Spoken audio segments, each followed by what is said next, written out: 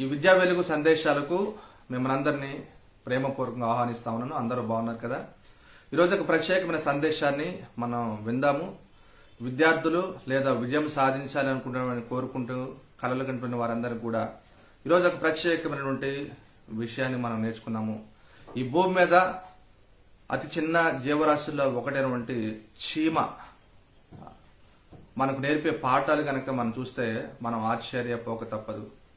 ఎందుకంటే ఈ సృష్టిని శాసిస్తున్నటువంటి మానవుడికి చీమ కొన్ని సూత్రాలను, కొన్ని ప్రిన్సిపల్స్ మనకు నేర్పుతా ఉంది. కాబట్టి వాటిని నేర్చుకున్నప్పుడు, వాటిని పాటిస్తున్నప్పుడు మన జీవితంలో సక్సెస్ అనేది ఆటోమేటిక్గా మనం పొందవచ్చండి.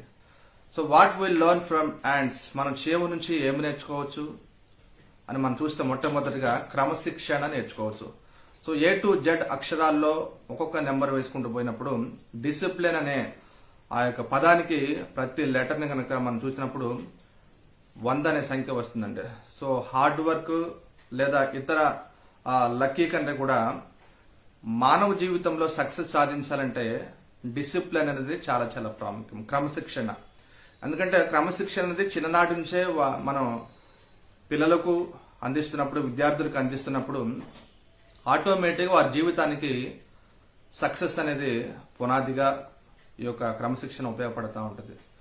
చిన్ననాటి నుంచే స్కూల్లో కూడా వారికి స్కూల్లోకి రాగానే అసెంబ్లీ దగ్గర నుంచి వారు ఇంటికి వెళ్లే వరకు కూడా క్రమశిక్షణ అనేది బడిలో, పాఠశాలలో వారు అలవాటు చేసుకుంటారు. ఎవరైతే, ఏ విద్యార్థి అయితే, ఏ వ్యక్తి అయితే క్రమశిక్షణ కలిగి ఉంటాడో వారి జీవితంలో సక్సెస్ అనేది వారు పొందుకుంటారు. సో కాబట్టి విజయానికి ఆ ప్రాథమిక పునాది ఏంటంటే క్రమశిక్షణే.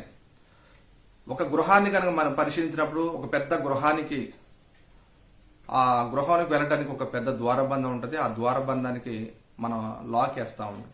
సో ఆ తాళం కప్పక ఉన్నటువంటి కీ అనేది చాలా చాలా ప్రాముఖ్యం. కీ లేకపోతే ఏ విధంగా మనం అనేక సార్లు ఇబ్బంది పడతామో, సో మానవ జీవితానికి కూడా ఈ యొక్క సక్సెస్ అనే కీ, ఈ డిసిప్లిన్ అనే కీని మనం పాటిస్తున్నప్పుడు ఆటోమేటిక్గా విజయం పొందవచ్చండి.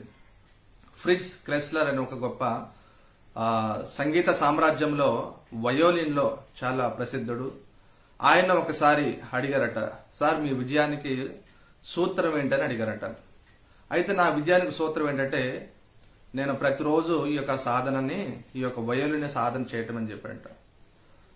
ఒక 4 రోజులు కనుక ఈ యొక్క వయోలిన్ వాయించకపోతే ప్రేక్షకులు నన్ను గుర్తుపడతారు. ఒక వారం రోజులు కనుక నేను వాయించకపోతే ఈ యొక్క పరికరాన్ని నా భార్య గుర్తుపడుతుంది. ఒక రోజు కనుక ఈ యొక్క సంగీత సాధనాన్ని కనుక నేను వాయించకపోతే, ప్రాక్టీస్ చేయకపోతే, అభ్యాసం చేయకపోతే నా మనసాక్షి నాకు ఈరోజు సాధన చేయలేదని చెప్పి బోధిస్తూ ఉంటుంది. సో కాబట్టి నా యొక్క జీవితానికి సక్సెస్, ఆ యొక్క విజయ సూత్రం ఏంటంటే క్రమశిక్షణతో ప్రతిరోజు కూడా అభ్యాసం చేస్తానని చెప్పాడు. సో కాబట్టి మొట్టమొదటిగా క్రమశిక్షణ మనకి చీమ నేర్పుతా ఉంటాయి. రెండవది ఏంటంటే సోమరితనం లేని జీవులు అన్నమాట, లేజీలెస్ ఇన్సెక్ట్స్ అన్నమాట. సో ఏ చీమ కూడా ఎక్కడ కూడా బద్ధకంగా ఉండదండి. సో కాబట్టి మానవుడు అనేక సార్లు వారి జీవితంలో సక్సెస్ సాధించకపోవడానికి కారణం ఏంటంటే సోమరితనం అని చెప్పొచ్చండి. సో ప్రపంచంలో గొప్ప గొప్ప వాళ్ళు వారు కావటానికి వారు వేకువజామునే 4 గంటల నుంచి దాదాపు వారి యొక్క జీవితాన్ని, దైనందిన జీవితాన్ని ప్రారంభిస్తూ ఉంటారు. ఏ సక్సెస్ స్టోరీని కనుక మనం చూస్తే వారి జీవితంలో ఉదయాన్నే లేచి వారు ఎన్నో పుస్తకాలు చదువుతూ ఉంటారు. వారు అనేక కార్యక్రమాలు, ఈవెన్ సంగీత పాటలు పాడేవాళ్ళు కూడా ఉదయాన్నే ఎక్కువ ప్రాక్టీస్ చేస్తూ ఉంటారు. అనేక మంది IAS అయినా IPS అయినా కావాలంటే వారు ఉదయాన్నే, ఎందుకంటే ఉదయాన్నే ఎప్పుడైతే మనం సాధన చేస్తూ ఉంటామో ఆ రోజంతా కూడా మన మెదడు మీద దాని యొక్క ప్రభావం పడుతూ ఉంటుంది. కాబట్టి సోమరితనం అనేది విద్యార్థులకు చాలా సార్లు, అనేక సార్లు వాయిదాల వ్యాధి కలిగి ఉంటారు. సో రేపు చేసే పనిని ఈ రోజు చేయాలి, ఈ రోజు చేసే పని ఇప్పుడే చేయాలని ఒక కవి చెప్తా ఉంటాడు. సో కాబట్టి మనం ప్రతిరోజు కూడా చేయవలసిన పనిని మనం చేసినప్పుడు మన జీవితంలో ఆందోళన ఉండదు, సోమరితనం కూడా ఉండదండి. ఒకానొకసారి ఒక అడవిలో ఒక పక్షి చాలా అద్భుతంగా పాటలు పాడుతుంది. దాని యొక్క రెక్కలు కూడా చాలా విలువైనదన్నమాట. నెమలి యొక్క రెక్కలు ఏ విధంగా అమ్మి జీవనాన్ని పొందుతారో ఆ విధంగా అది పాటలు పాడుతూ ఉంటుంది. దానికి చాలా విలువైన నుండి ధరతోకు నుండి రెక్కలు కలిగి ఉంది. ఒకసారి వేటగాడు ఎర తీసుకొని అలాగూ అడవిలో వెళుతున్నప్పుడు వేటగాడిని పలకరించింది, హలో బాగున్నారా అని. ఆ వేటగాడు కూడా మాటలు కలిపాడు, ఏంటి నువ్వు చాలా అందంగా ఉన్నావు, అంత నాతో మాట్లాడుతున్నావు, ఏ పక్షి లేనటువంటి ఆ టాలెంట్ నీకుందని చెప్పినప్పుడు ఇదే నా యొక్క టాలెంట్ అని చెప్పింది. అయితే నేను ప్రతిరోజు ఆ పక్షి అని చెప్పింది, నేను ప్రతిరోజు పాటలు పాడతాను, అయితే నువ్వు తీసుకొచ్చిన ఎర నాకు ఇస్తే నా యొక్క ఉన్నటువంటి రెక్కల్లో ఒక ఈకను నీకు ఇస్తాను, వాటిని అమ్ముకొని నీవు జీవనాన్ని కొనసాగించవచ్చని వారు ఒప్పందం చేసుకున్నారు. ఇలా ప్రతిరోజు వేటగాడు ఆ యొక్క ఎరలు పట్టుకొని పోవటం, ఆ పాటలు పాడి అదేవిధంగా ఆ వేటగాడిని అభినందించడం, ఆ తర్వాత వేటగాడికి కావాల్సినటువంటి ఆ యొక్క ఈకను కూడా అందించింది అనమాట. ఇలా ప్రతిరోజు జరుగుతూ ఉంది. కొన్ని నెలలు అయిపోయిన తర్వాత ఒకనొక రోజు తన దగ్గర ఆ పక్షి దగ్గర ఏ ఒక్క ఈక కూడా లేదండి. లేనప్పుడు వేటగాడు ఆ ఎర పట్టుకుని మరలా నాకు నా కుటుంబం క్షేమం కోసం జీవనం కోసం నేను బ్రతకాలి కాబట్టి నీ నుంచి వెళ్ళిపోతానని మిత్రమా అని చెప్పి టాటా బై బై అని చెప్పి వెళ్ళిపోయాడండి. చూడండి, ఆ పక్షి ఆ వేటగాడు తెచ్చినటువంటి ఎరలు తిని తిని తిని సోమరితనంతో ఆ చెట్టు మీద ఉండి పని చేయకుండా బద్ధకంతో ఉండి పురుగులు తినటువంటి ఆ పక్షి పురుగులు పడి చచ్చిపోయిందండి. సో కాబట్టి సోమరితనం పనికిరాదు అని చెప్పడానికి ఇదే గొప్ప నిదర్శనం. మూడోది ఏంటంటే చీమలు మనకు నేర్పే పాఠం ఏంటంటే అవి యూనిటీ, ఐక్యత కలిగి ఉంటాయి. చూడండి, ఎక్కడ చూసినా కానీ చీమలు గుంపులు గుంపులుగా అవి ప్రయాణిస్తూ ఉంటాయి.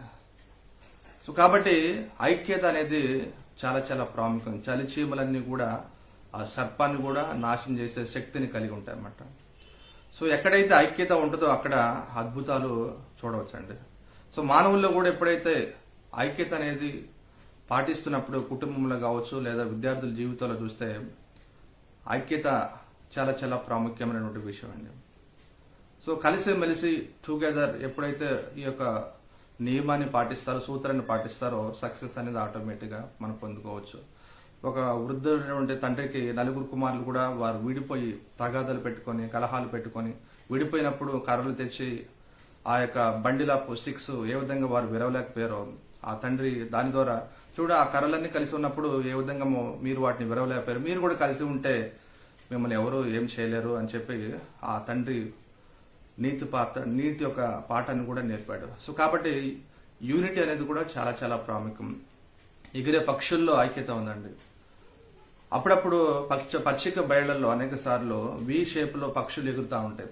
ఈ వి షేప్ లో ఎగిరే ఆ పక్షుల్లో మొట్టమొదటిగా పరిగెత్తే పక్షి వేగంగా పరిగెత్తి పరిగెత్తి పరిగెత్తి కొంతసేపటిగా అది అలసిపోయిన తర్వాత వెనకున్న పక్షి ముందుకు వెళ్ళకపోతే ముందున్న పక్షి వెనక్కి వస్తాడు. ఇలా ఒక వరుస అయిపోయిన తర్వాత మళ్ళా రెండో వరుసల పక్షులన్నీ కూడా అవి ఐక్యత కలిగి వాటి ప్రయాణాన్ని షేర్ చేసుకుంటా ఉంటాయి. అనేక సార్లు ఏదైనా ఒక పక్షి అక్కడ బలహీనమైనప్పుడు నీరసమైనప్పుడు 2 పక్షులు వచ్చి వాటికి ఆ చుట్టూ పరిగెడతా ఉంటాయి. ఎందుకంటే ఇలా పరిగెత్తడం వల్ల ఆ ముందు పరిగెత్తే పక్షి యొక్క గుండె చాలా వేగంగా కొట్టుకుంటది, భారము ఒత్తిడి పెరుగుతూ ఉంటది. కాబట్టి అలా క్రమక్రమంగా తగ్గించుకుంటూ వెనక్కి వస్తుంది, మరలా ముందుకు వెళ్తూ ఉంటుంది. సో పక్షుల్లో ఉన్నటువంటి ఐక్యత ఈ విధంగా కనబడుతున్నప్పుడు మానవుల్లో కూడా ఐక్యత అనేది చాలా చాలా ప్రాముఖ్యం. చీమలు మనకు ఐక్యత నింపుతా ఉంది. 4వ పాఠం ఏంటంటే ముందు చూపు, 4 సైట్స్. సో కాబట్టి ఈ యొక్క చీమలు వర్షాకాలం రాబోతుందని చెప్పి ఆ వేసవి కాలం మందే ఆహారాన్ని సమకూర్చుకుంటాయి. ఆహారాన్ని ఆ పుట్టల్లో వాటిని భద్రపరుచుకుంటే ఎంత ముందు చూపుంటే అవి ఆహారం కోసం ఆహారనిశలు కూడా రేంబగళ్ళు కూడా ఎక్కడ ఆహారం కనబడితే ఆ ఆహారం బరువైనప్పుడు కూడా దాదాపు ఆ చీమ 10 రెట్లు బరువునుంట ఆ యొక్క ఆహారాన్ని తరలించుకుంటూ వస్తాయంట. ఒక్కొక్క చీమను చూసినప్పుడు ఎంత ముందు చూపు కలిగి వాడి జీవితాన్ని కట్టుకుంటున్నాయో మనం చూడొచ్చు అండి. ఎందుకంటే వర్షాకాలంలో వచ్చిన తర్వాత అవి నాశనం అయిపోతాయి కాబట్టి ఆ వర్షంలో ఆ నీళ్లలో పడి. సో దానికంటే ముందుగానే వేసవి కాలంలో ఆహారం సమృద్ధిగా ఆహార ధాన్యాన్ని సమకూర్చుకుంటాయి. సో విద్యార్థులు ముందు చూపు కలిగి నేను చదువుతున్న చదువులో 5 సంవత్సరాల తర్వాత లేదా 10 సంవత్సరాల తర్వాత నా జీవితాన్ని ఏ విధంగా కట్టుకోవాలి అనే విషయాన్ని కనుక మీరు చూసినప్పుడు ఆ విధంగానే జీవితాన్ని కట్టుకోవచ్చు. ముందు చూపు. సో గోల్ సెట్టింగ్ విషయంలో కావచ్చు, మీకు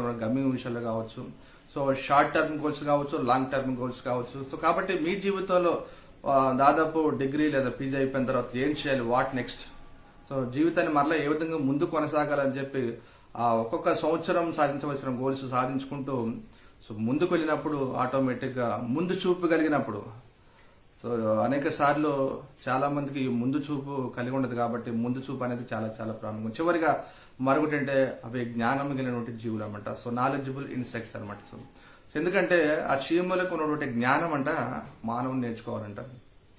ఆ క్రమశిక్షణ కావచ్చు, ఆ ఐక్యత కావచ్చు, అవి ప్రవర్తించే విధానం కావచ్చు. సో కాబట్టి వాటి ద్వారా ఆ జ్ఞానం కలిగి మనం ప్రవర్తించినప్పుడు మనం కూడా జ్ఞానం కోసం మనం వెతికినప్పుడు, జ్ఞానం కోసం మనం అభ్యసించినప్పుడు మన యొక్క జీవితాలు కూడా ఫలభరితంగా మార్చబడతా ఉంటాయి.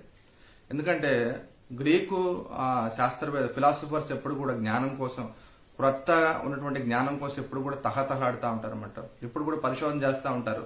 వారిలో ఒకరు అంటే సోక్రటిస్ దగ్గరికి ఒక అబ్బాయి వెళ్ళి, సార్ మీరు ప్రపంచవ్యాప్తంగా కూడా గొప్ప జ్ఞానులు అని చెప్పి పొగుడుతా ఉన్నారు, అందరూ ప్రశంసిస్తా ఉన్నారు, మీలాంటి జ్ఞానం నాకు కూడా ఉంటే బాగుండని చెప్పి అతను అనుకున్నాడు. ఆ తర్వాత సోక్రటీస్ సరే ఉదయాన్నే మన ఊరి చివర ఉన్నటువంటి ఆ చెరువు దగ్గరికి రమ్మని చెప్పాడు. సో ఆ రాత్రి ఆ యొక్క బాలుడు నాకు ఉదయాన్నే జ్ఞానం రాబోతుందని చెప్పి రాత్రి అంతా నిద్ర పట్టకుండా ఎదురు చూశాడు. ఎదురు చూడగానే ఆ చెరువు దగ్గరికి మొట్టమొదటిగా వెళ్ళాడు. ఆ తర్వాత సోక్రటీస్ వచ్చారు. సోక్రటీస్ నీళ్లలో దిగిన తర్వాత ఆ అబ్బాయిని రమ్మని చెప్పాడు. నీళ్లలో దిగిన తర్వాత ఆ అబ్బాయిని రమ్మంటే, సార్ ఇక్కడ జ్ఞానం ఉందంటే, ఎస్ ఇక్కడికి రా, నీకు జ్ఞానం నేర్పుతానని చెప్పాడు. ఆ తర్వాత ఈ అబ్బాయి కూడా లోపలికి వెళ్ళిన తర్వాత ఒకసారి ఆ అబ్బాయిని తన జుట్టు పట్టుకుని నీళ్లలో ముంచేశాడండి. సో జుట్టు పట్టుకుని ఎప్పుడైతే నీళ్లలో ముంచేశాడో ఆ అబ్బాయి ఆ శ్వాస కోసం, గాలి కోసం తహతహలాడాడంట, పరితపించాడు. అటు కట్టుకొని ఇటు కట్టుకొని, అటు కొట్టుకొని ఇటు కొట్టుకొని ఎంత విశ్వ ప్రయత్నం చేశాడనమాట సో బ్రతకడానికి. అప్పుడు ఒకసారి పైకి లేపి నిలబెట్టాడు ఆ యొక్క బాలుడిని.